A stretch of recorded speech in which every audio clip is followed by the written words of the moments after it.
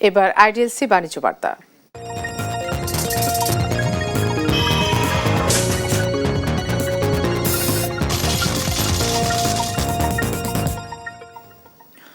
ডিমের লাভজনক বিক্রয় মূল্য নিশ্চিত বা সারা দেশের পোল্ট্রি খামারিদের ডিজিটাল ডাটাবেজ তৈরি, উপজেলা পর্যায়ে কোল্ড স্টোরেজ নির্মাণ সহ বিভিন্ন দাবি জানিয়েছে Bangladesh poultry industries association BPIA।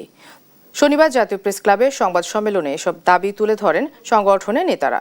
এ সময় খামারিদের সহজ শর্তে ঋণ প্রদান, নিবন্ধিত খামারিদের জন্য ফার্মার আইডি চালু ও কৃষি বীমার আওতায় আনার দাবিও জানান তারা। বর্তমানে ফিড বাচ্চা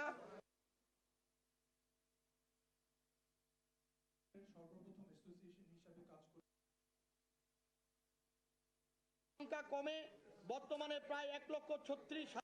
বাজারে অস্বাভাবিক মূল্য উঠানামা ও মধ্যস্বত্বভোগীদের অনিয়ন্ত্রিত প্রভাব কমাতে কার্যকর বাজার তদারকি জোরদার করতে হবে। আমরা বিশ্বাস করি পোল্ট্রি শিল্পকে কৃষি ভিত্তিক শিল্পের মর্যাদা দিয়ে দীর্ঘমেয়াদী নীতিগত সহায়তা প্রদান করা উচিত। 40 বছর ধরে অসংখ্য খুশির মিছিলে ছিল আইডিএলসি, থাকবে আগামীতেও।